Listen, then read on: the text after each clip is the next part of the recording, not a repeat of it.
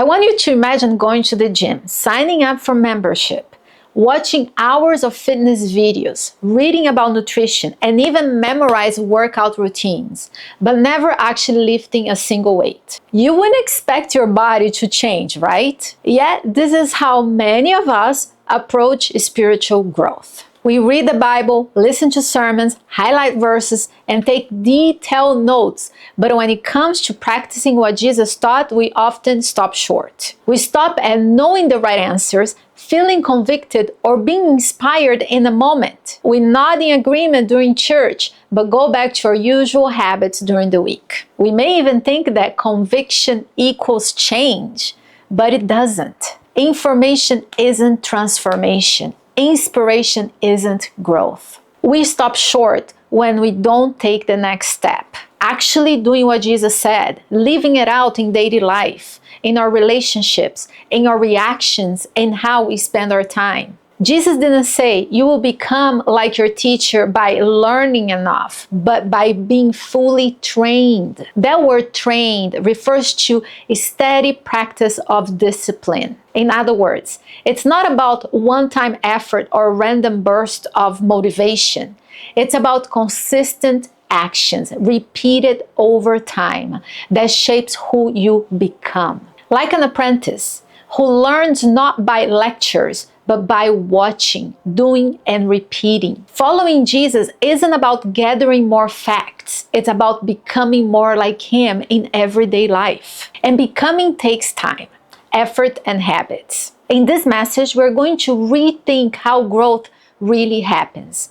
We will explore why left-brain learning isn't enough, how Jesus grew His disciples through shared life and imitation, and how small habits can reshape our hearts. This isn't about more church things. It's about following Jesus in real life. We often confuse spiritual growth with gaining knowledge. And yet, if we're honest, we often don't see the kind of life change we hoped for.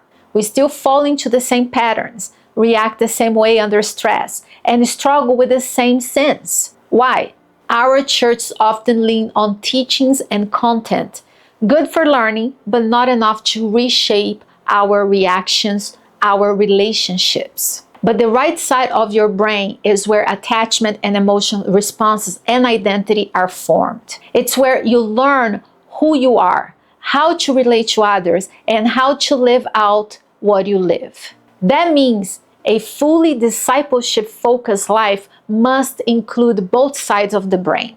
When we only engage the left side, we can end up with knowledge that doesn't touch our actual behavior. For an example, you might know that Jesus teaches forgiveness, but when someone deeply hurts you, you react with silence or revenge instead.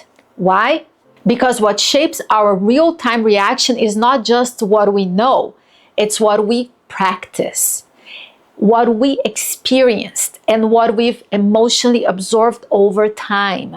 This is why someone can quote the Bible fluently, but still lack peace, compassion, or joy. It's why we can say God is our provider, but still live anxious about money. Our minds may know one thing, but our habits and reactions reveal another. That disconnect shows that spiritual growth is not just about more teachings. It's about different kinds of learning. Jesus didn't gather people just to teach them facts. He invited them into a new way of life. Jesus didn't just invite people to listen. He invited them to follow. Following Jesus is about imitation, not just instructions. It's about letting His way of life rub off on us through repeated exposure, shared experience, and practice. Think about how children learn. They don't start by reading manuals. They watch, mimic, try, and fail. And over time, they grow. It's the same for us. You can't think your way into Christ-likeness. You become more like Jesus by doing what He did in real time with real people through repeated efforts. If you're only feeding the left side of the brain, we are not truly forming disciples. We are producing listeners who agree but don't act. And that's not transformation, that's stagnation. So the question isn't just what do you know about Jesus, but are you living like him? Are you becoming like him? Are you practicing the way he lived? Left brain learning helps you understand truth, but spiritual growth requires more than understanding. It requires a new way of life. And that starts with seeing discipleship not as a classroom, but as a journey of becoming. When Jesus called people to follow him, he didn't hand them a list of doctrines or send them to a classroom. He invited them into his everyday life. They walked with him, ate with him, watched him, interacted with the hurting, the proud, the outcast, and the broken. They heard his teachings, yes, but more importantly, they saw how he lived them. And over time, something happened. They began to imitate him, not because they memorized everything, but because they experienced him. That's how real learning happens. It's not just through hearing information, it's through practicing alongside others. You can't become generous by just studying verses on generosity. You become generous by actually giving. You can't become patient by just hearing sermons on patience. You become patient by being in relationships where your patience is tested. Growth happens through doing, not just knowing.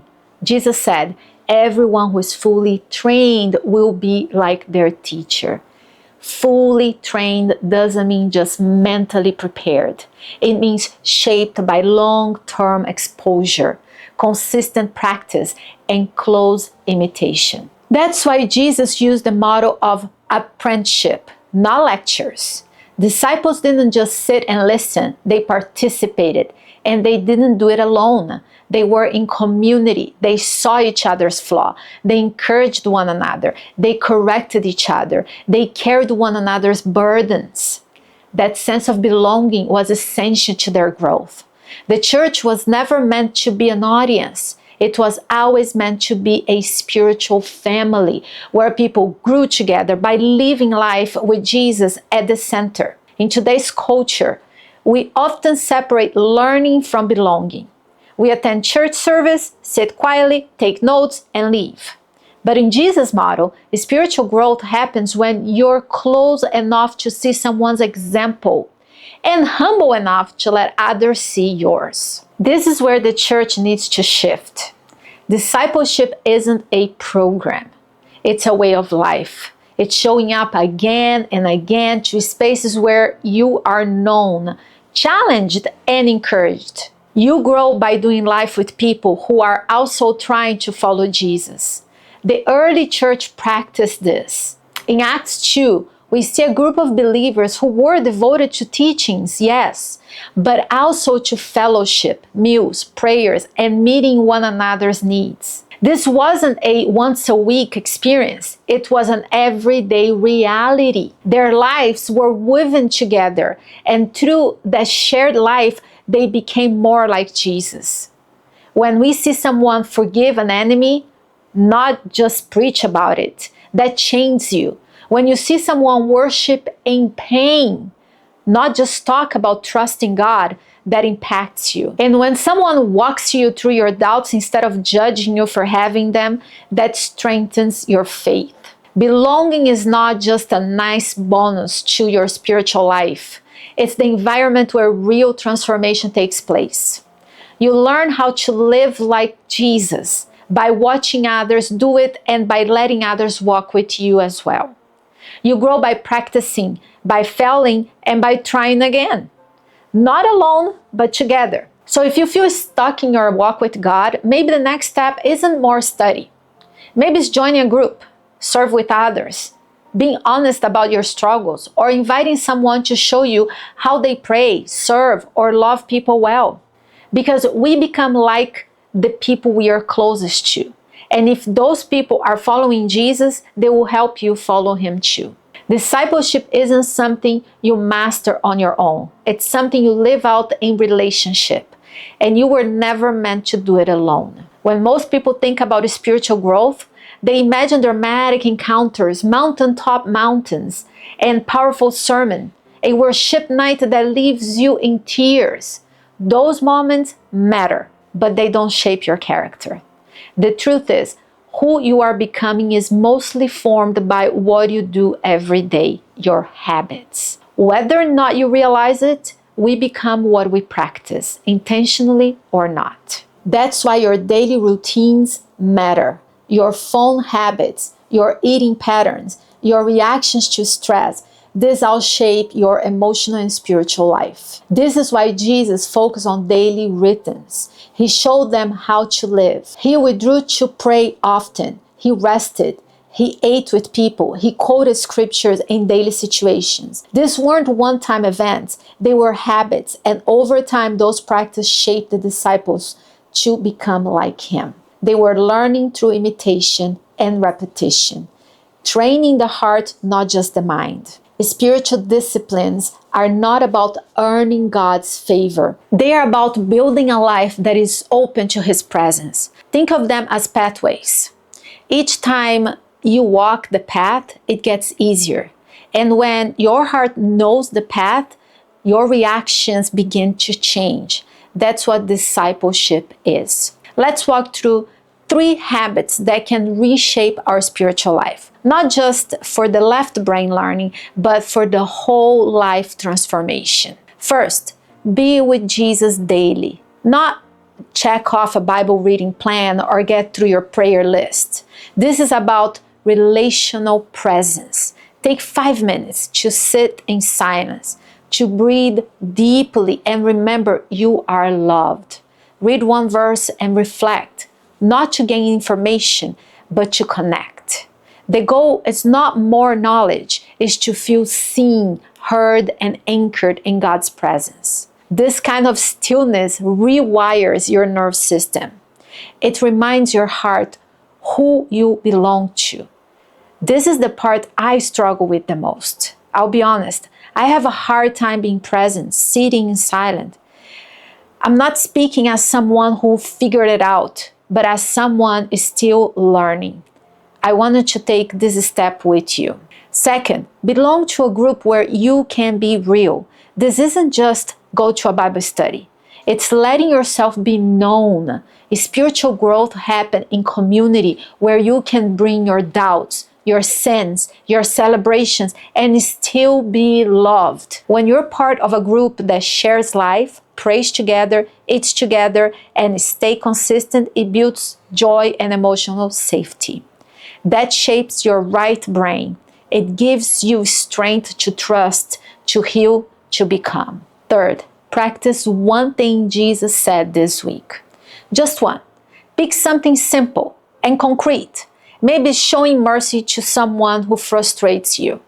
Maybe it's turning off your phone during dinner. Maybe it's saying, I forgive you, even when it's hard. These are not abstract ideas. They are embodied habits. Doing this reshapes your default reactions. Over time, it trains your whole body and mind to respond like Jesus would, without having to think about it. That's the power of right brain training. Repetition builds identity. Now, here's the challenge. Everyone has habits. The question is, what is yours forming in you? You already wake up and reach to something. Is it your phone or the voice of God? You already spend your evening somewhere. Is it with others who point you to Christ or with screens that keep you numb? Our culture is constantly forming us. It teaches us to rush, to consume, to perform. If we don't choose our habits intentionally, we will be shaped passively by everything around us. And that kind of formation is not neutral. It leads us away from the heart of God. So don't underestimate the power of one habit. Start small, start real. Don't aim for perfection, aim for consistency. Let your habits bring you into the presence of Jesus, build connection with others, and shape the way you live. Because spiritual growth doesn't come from knowing more, it comes from becoming more like Christ. And becoming takes practice, daily, honest, slow, repeated practice with Jesus and with people who walk beside you. We grow best when we walk this out together. That's why we are now stepping into the conversation part of our church experience. This is where connection gets real and where we build the kind of relationship that helps us grow. This isn't an add-on to church. This is part of how we grow as followers of Jesus together. So I invite you to be part of it. Share your thoughts, ask questions, and hear what others have to say. If you're watching the replay, drop your response in the comments. We would love to hear your voice too. And don't miss next week as we continue this series with Faith in Times of Change. We'll talk about transitions and how to stay grounded in uncertain seasons. See you then.